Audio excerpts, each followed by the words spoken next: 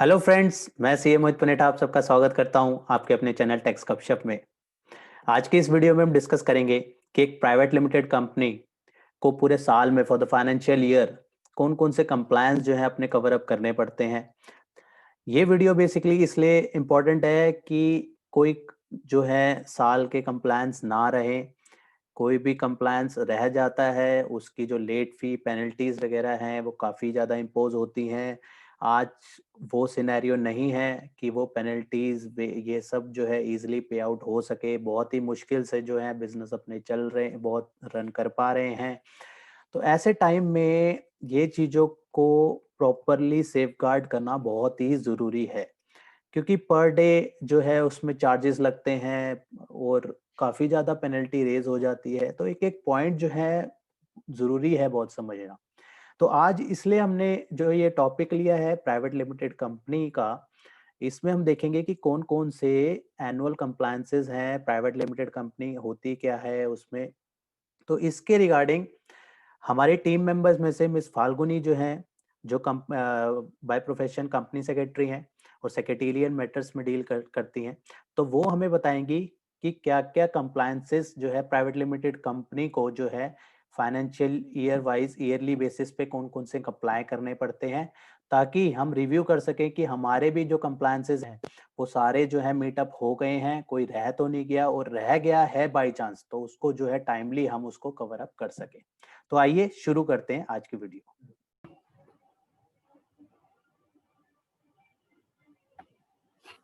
Hello everyone.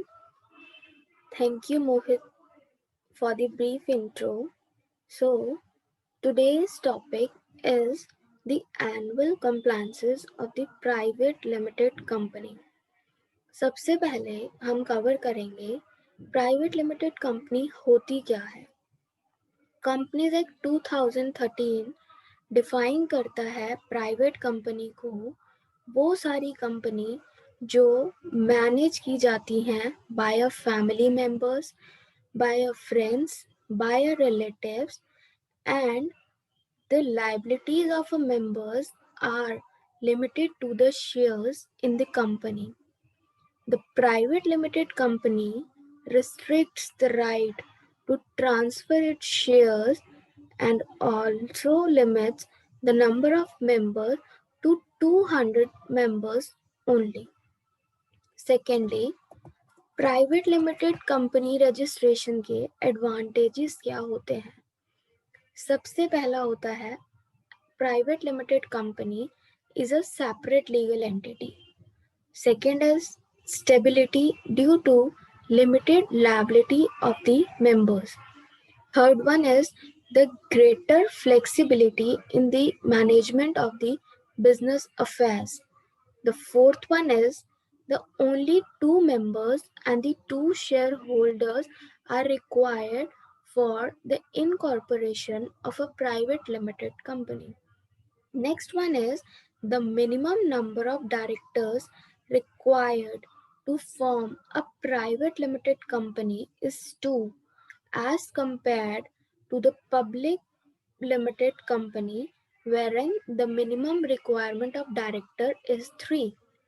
Next one is business can be immediately commenced after receiving of commencement certificate of incorporation. So now we are coming up to the next. What are the compliances? What are the annual compliances for the private limited company? सबसे पहला होता है appointment of the auditor. The appointment of auditor is mandatory for every company, whether it is a private company or a public company. The Companies Act 2013 provide that company is required to appoint the auditor within 30 days from the date of incorporation. जैसे ही आपकी company incorporate होती है उसके 30 days के अंदर अंदर आपको auditor appoint करना पड़ता है। The act also provide that the auditor जो ऑडिटर अपॉइंट होता है वो 5 सालों के लिए भी अपॉइंट किया जा सकता है। Second one is the statutory audit of the financial statements. So every private company is required to prepare its annual accounts for the financial year and mandatorily get them audited by the chartered accountant at the end of the financial year. It is compulsory to get it audited by the chartered accountant at the end of the financial year. So जो auditor होता है जब वो audit करता है financials के, तो वो एक ऑडिट रिपोर्ट प्रिपेयर करता है फॉर द फाइनेंशियल स्टेटमेंट्स, और जो audit report along with the financials, audited financials, वो हमें देता है, वो कंपनी को आरओसी के साथ फाइल करना होता है in the form AOC 4. Next compliance is the annual return. Every private limited company is required to file annual return in the form MGT 7, which is required to file within 60 days from the date of the AGM. AGM होने से 60 days के अंदर अंदर companies को annual return file करनी होती है in the form MGT 7.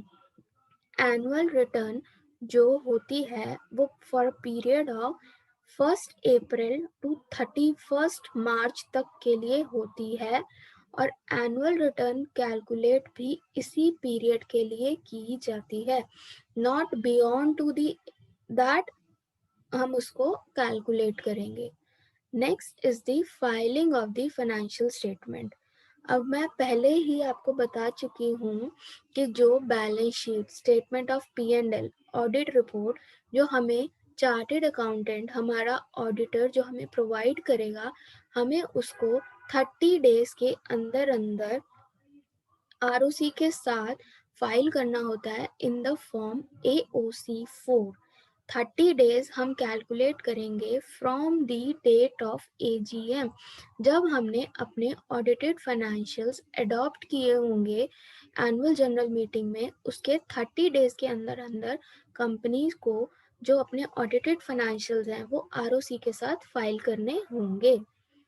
Next is the holding of the AGM. Holding of AGM. An AGM is mandatorily required to be held in every calendar year. So, it is required to held within 6 months from the end of the financial year. Financial year खत्म होने के 6 महीने के अंदर अंदर हमें अपनी annual general meeting दिखानी होती है. और जो AGM है वो पब्लिक हॉलीडेज के दिन नहीं करनी होती है. Public holidays are excluded for convening the annual general meeting.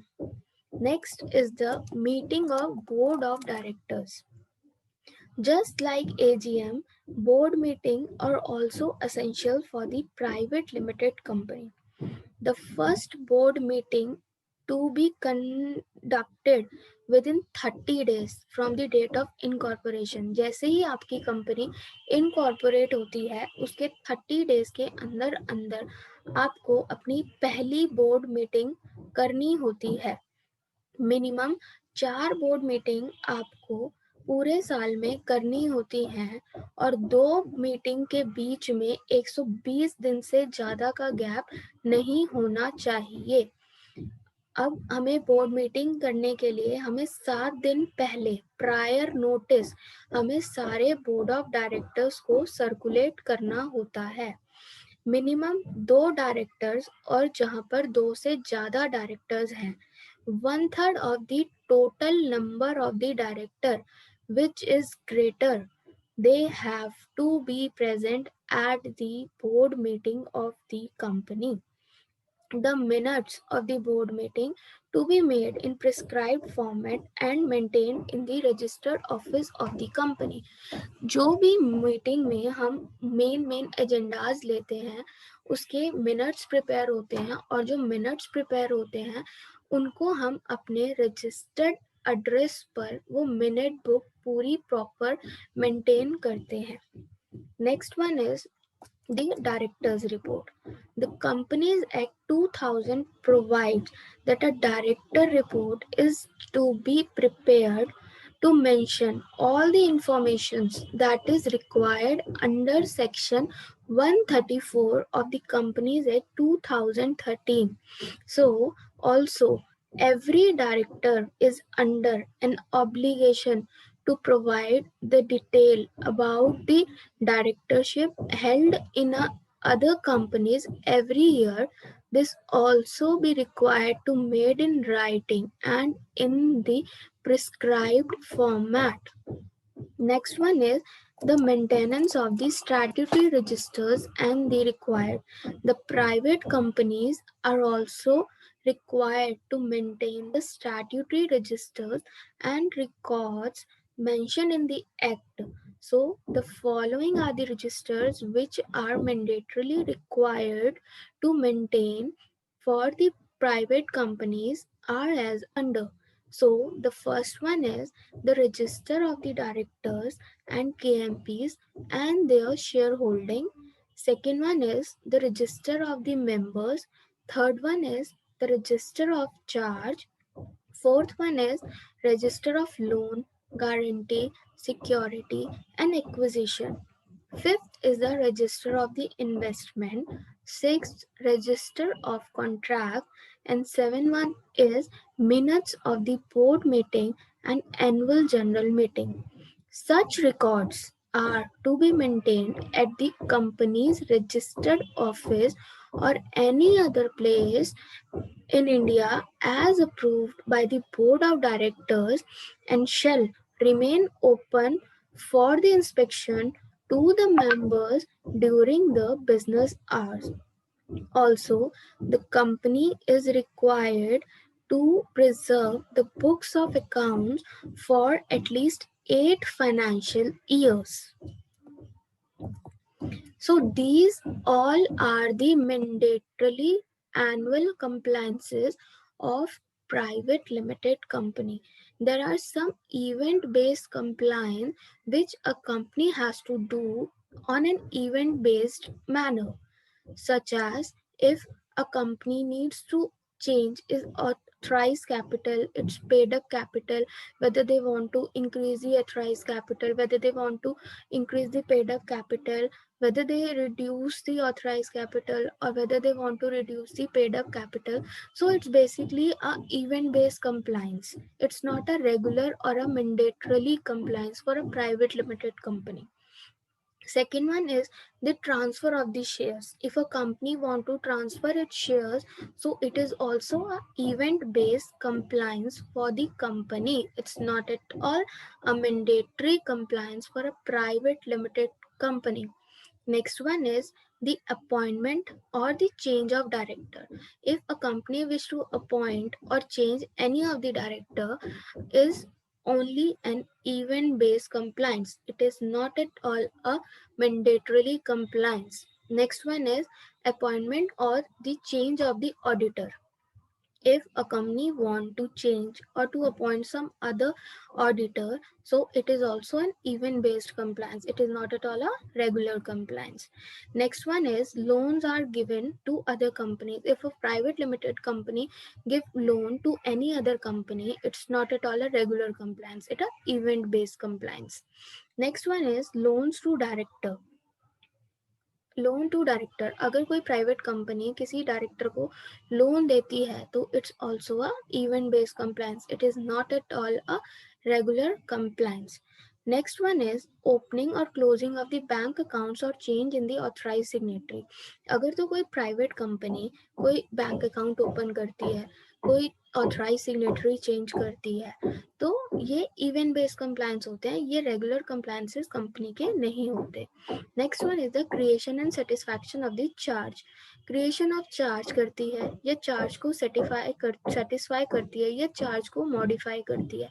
तो ये इवेंट बेस्ड कंप्लायंसेस होते हैं. ये रेगुलर कंपनी के कंप्लायंसेस नहीं होते. So the respective forms are required to be filed with the ROC within the specified time for such event. Delay in filing of such forms will attract the penalty or additional fees, which keeps on increasing a long term as long as the non-compliances continues. अगर तो इन सब event based forms अगर timely file हो जाते हैं तो वो normal फी के साथ फाइल होंगे. इफ अगर इनमें डिले रहता है तो पेनल्टी अट्रैक्ट होती है और एडिशनल फी जो होती है वो हमें आरओसी को पे करके फॉर्म जो है वो फाइल करने होते हैं. What happen if there is a case of the non-compliance in a private company? अगर तो प्राइवेट कंपनी फेल हो जाती है to comply with the rules and regulations of the act, then the company or every officer in default punishable with the fine as provided by the act for a period during which the default continue. जो भी या तो जो company है और जो company के officers हैं उन सबको फाइन लगेगा जो हमारा एक्ट के अंदर डिफाइंड है. Hence, the private limited company should ensure that they remains the compliant. means कि प्राइवेट कंपनी बनने के बाद कंपनी को इंश्योर करना पड़ेगा जो उसके एनुअल कंप्लायंसेस हैं और जो इवेंट बेस्ड कंप्लायंसेस हैं वो टाइमली फुलफिल होने चाहिए for avoiding penalty, for avoiding default. So I request everyone to please comply with your compliances on a timely basis to avoid the penalty. Thank you so much.